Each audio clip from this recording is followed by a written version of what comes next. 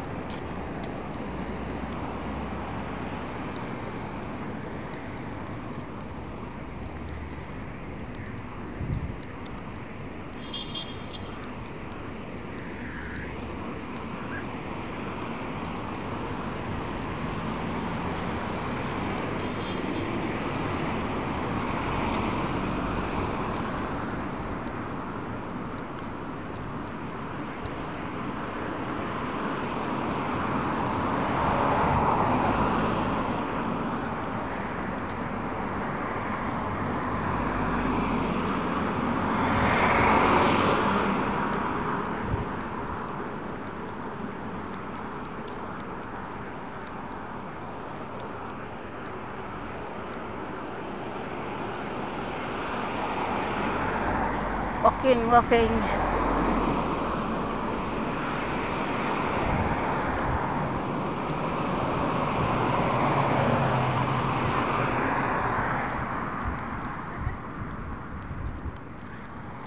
Ano nangyari sa inyo? Ha? Okay lang. Ano nangyari sa inyo? Ano nangyari? Nag-ano, yung pala. Ha? Katanong. Nagpasaway. Taga-saan daw siya. Nagpapansin.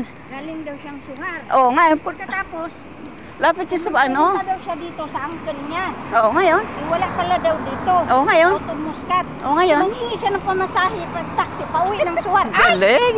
Ang galing ano? Galing ng style. Hindi nga ako nakapunta ng Suhar kasi wala akong pamasahe. Galing ng style na. Parmasya tapos Oo. galing English. Tinanong pa tayo ng, ay hindi, tsaka may kausap siya. Speak English. Oh. Nagpapansin lang yun. Hindi ka ba naman tanga? Kaya nga iniwanan ko na. Hindi, ikaw mang bayan, lakas-lakas nung yun. Magbibigay ka ng pera.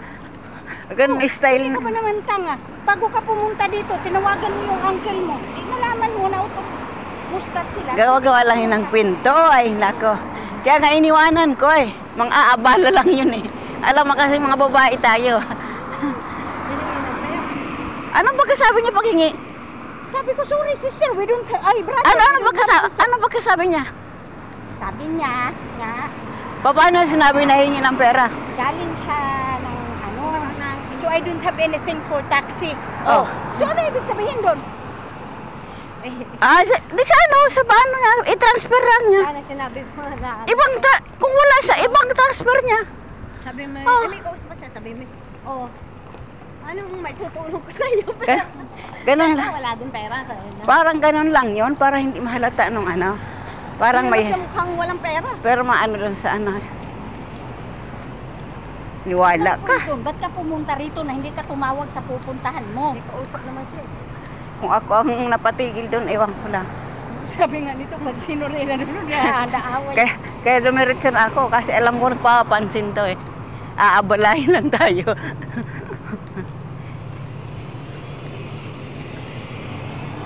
Umiilaw nga siya oh. Ganito. Bakit? Nag-ilaw. Gusto niya ilaw. Madilim. Nagpupo ka? Hindi, naka-video. Naka-video. Ay, pumili ka na ng sunglass doon? Hindi. Oh, bihira. Hindi nila ano. Sabi niya, huwag daw bubuksan. Sabi ko nga, bubuksan. Nalugi sila, no? Sabi niya, Ate Betty, ano bubuksan? Yung bagong jowa ng Egyptian. Hoy, ilan lang sila doon? Ha? Bagong jowa ng Egyptian. Sino? Yung babae. Sino Egyptian? Yung Egyptian, malaking tiyan. Yung bullfrog nga. Ha? Nalugi sila doon, ano? 1 month walang binta. Kala nila ano sila doon sa ano. Yung sinabi mo 500 ba? Nagano yung babae? Kikita nga, bigay kikita 1.5. Oo. Yung ano? Yung kabango? Ay, kung 500 lang yung sa dragon. Oh, ganun. 500 talaga naman yun. Dragon na sinabi niya. Dragon talaga yung sinabi niya. Ewan ko sa'yo ate. Doon nga sila. Baka nga doon sila kumuha eh. Hindi yun doon. Kasi yung matagal na yung doon, yung ano, Dalawa lang naman ang kuhanan nila. Dragon Mall. Masakit kang magsalita. Dragon Mall, tapos sa Filipino product ever ready. Ay, sinabi mo. Ganon lang yon. Yung babae. Sa bagay, hindi naman yata alam niya ang Dragon Mall. Alam Babae. yan. Taga saan ba siya? Hindi ba bagong dating yan? Ah, Tourist? Tourist? Bagong dating, ano ba? Nakakimit na. Nag-a-apply kay Eva. Kina Eva, umayaw naman siya. Pinsan ni Maricel. Maricel na? Maricel na 15. So dyan niya nakatira sa 15. Di kita Hilda. Si Barbaridad. Yeah, kita Hilda nakatira. Pinsan ni Maricel. Yung si Maricel na nasa 15. Nananahin. kung ako rin sa lalaki, sabi ko, oh, tell your girlfriend to transfer money through your taxi. Nahulang ka simple yun eh. Ito si Ate Vicky, para timang-timang din. Di pag sabi ko, yung kinuha mo bullfrog. Hindi nakatingin. Saan?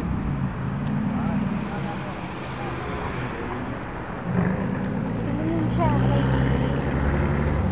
Tumingin siya. Sinabi kong bullfrog. Nag-appear na yun. Nag-appear ba naman si Ate Vicky sa akin pagkatapos sabi ni Ate Vicky bullfrog? Ay, kasi palibhasa yan venerasyon yung sayo kahit bullfrog. Sabi niya. Sabi ko hindi siya yung pinag-usapan. Ba't dinamay na naman natin? Nako. Kasi gusto din niyang maghanap ng kabayo. Sino? Yun, yung babae na yun. Ay, bago-bago siya rito. Diba? Paupo siya. Kanino yun? Ano yun? Bakit siya napapunta doon sa tindahan? Ano? Kasi boyfriend nga niya yung... Hindi boyfriend niya. Ah. Boyfriend niya yung Diba galing siya Amerika? 9 years. Amerika. Sino? Yung babae kasi nga. Yung kwento niya? nanay niya ay nasa Amerika. Ano? Pinay ba yun? Oo, Pilipino. Ah, Pinay pala yun? Ang sabi mo dragon? Oo. Sama ng tingin. Kailan siya dumating dito? 1 week na. 2 weeks siya. Tapos, sino may-ari ng yung pabanguhan na yun? Yung Yemen yata. Tapos Egyptian ang nagbubukas. Minsan bata ang napabantay. Oh, wala rin nangyari. Ano lang, di ba yung babae dati doon? Logi. Yan ang mahal. Nalogi na sila.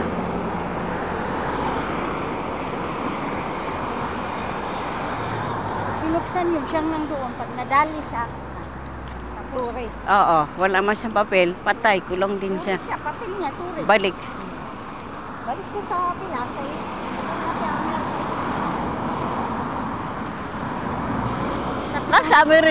Nasa Amerika siya, tourist din siya doon. Hindi. Oh. Family siya. Ah, pero hindi pa siya immigrant doon. Kasi 9 years na siya. Gusto ng nanay daw umuwi at doon sa Pinas. Bakit bumuwi siya? Pumunta na siya Oman. Pinaalis na doon sa Pinas. Gusto wag mag-stay sa Pinas daw. Yun sabi. Ah. Siya. Kasi ayaw daw ng nanay na. Siya pinaalis din sa Amerika. Oh, kasi tourist lang yan doon. Kasi sa 9 years na yan, dapat yung process na yung Oo. ano niya yung green card niya. Oo. Tourist lang yan doon. Ma-exit lang yun. Dito, pag pumasok tayo dito tayo makakakita ng maraming tanglad. Yan kami ng bunot ng maraming tanglad eh. Saan ba? Diyan. Sa tabing kalsada? Oo. Wala. Tanglad, maningay, marami dyan.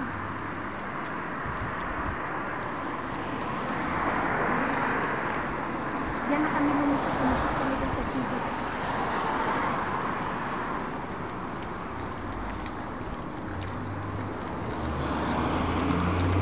Hindi na ba pwede si Nils sa amin kasi ayaw niya. Ha?